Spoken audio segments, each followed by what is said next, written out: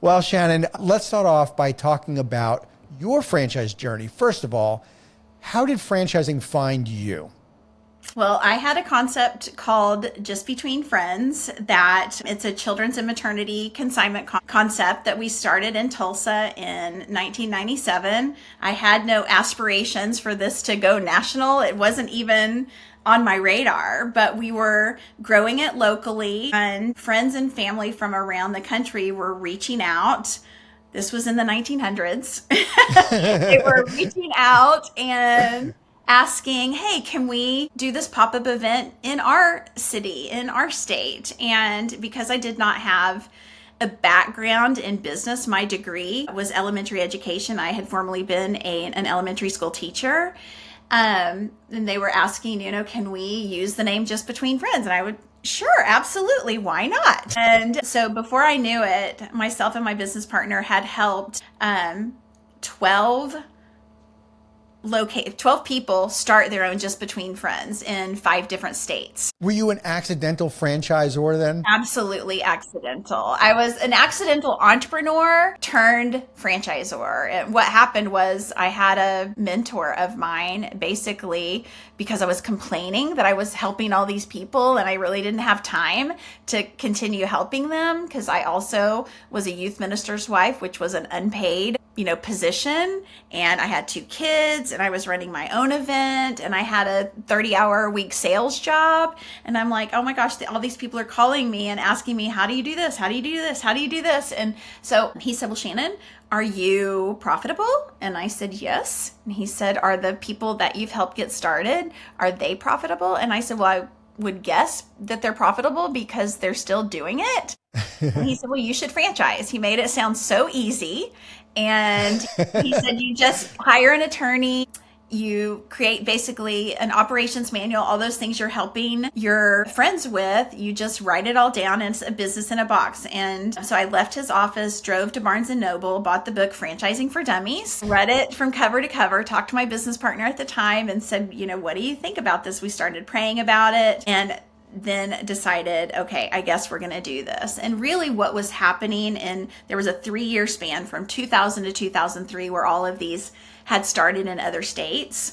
And what we were doing was we were proving the concept. I did not have any understanding of that methodology. Like, there's this thing called proving the concept. But what was happening was we were doing things and had a head start from everyone else, and they were learning from us, but honestly, we were learning from them as well. They would have new methods, new innovations in their locations that then we would share with the group. And so when we started franchising, Frank, we had automatic validation. Mm-hmm. And I think that's something that a lot of emerging brands don't necessarily have if they just start with one location. It's like the founder, I said my business is good. Do you believe me? Right. They're selling the dream, as we say. Yes. Yeah. So that's how we started. So all of those people, except 2 of them, right, became our first franchisees.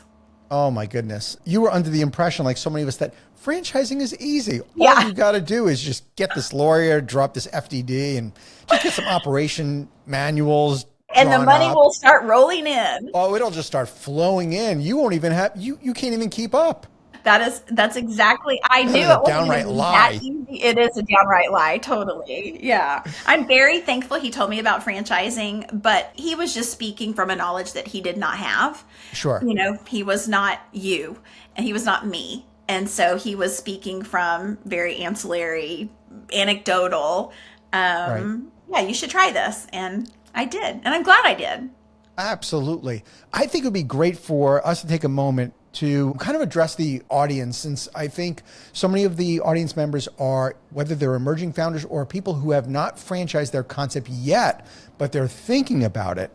Yeah. I think I'd love for us to share together about, while we are both franchisors, founders, to share our true thoughts about franchising your business, that it's not for everybody. And I don't know about you, but I'm not like pro franchising. I'm pro business. And I think franchising is just one way of expanding your business. But clearly it's not the only way to do it. And I don't think everybody should franchise. What are your thoughts on that, Shannon? I agree.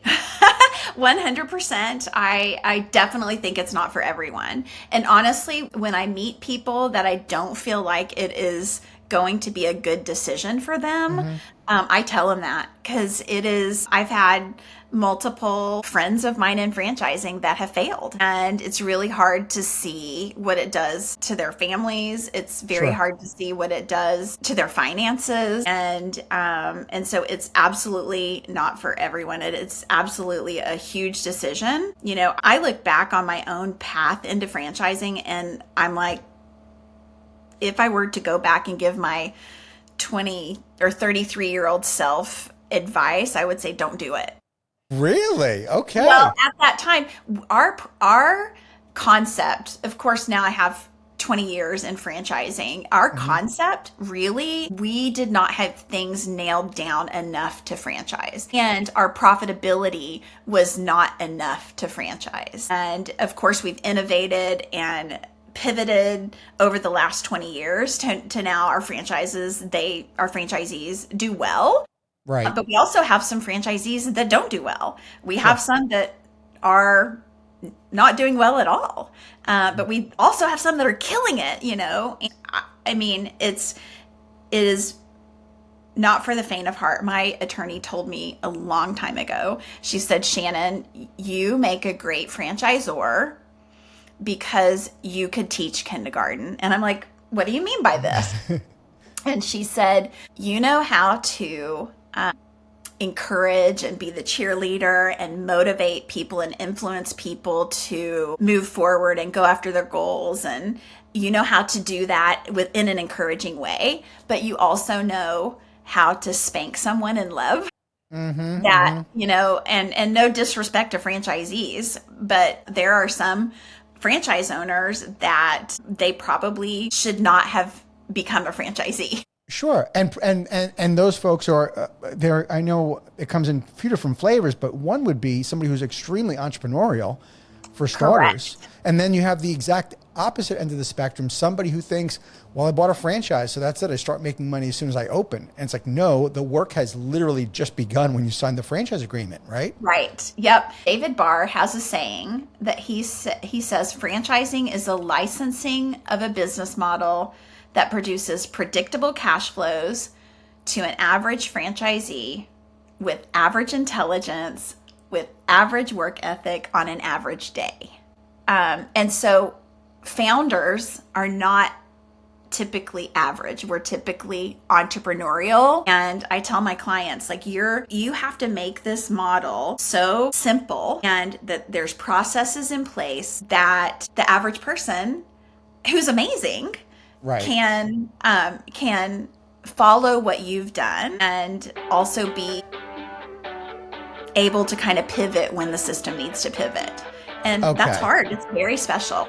Thank you for tuning into the Emerging Franchise Brands podcast. For additional insights, guest applications, and to stay connected, visit us at efbpodcast.com. The Emerging Franchise Brands podcast is for entertainment purposes only, and the views expressed do not necessarily represent those of Emerging Franchise Brands, its host Frank Fiume, or Emerging Franchise Group, LLC.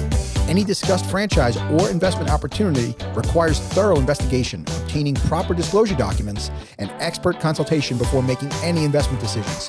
The podcast and its host do not offer professional advice or endorsements, and they hold no responsibility for actions, representations, accuracy, or consequential damages related to the podcast content.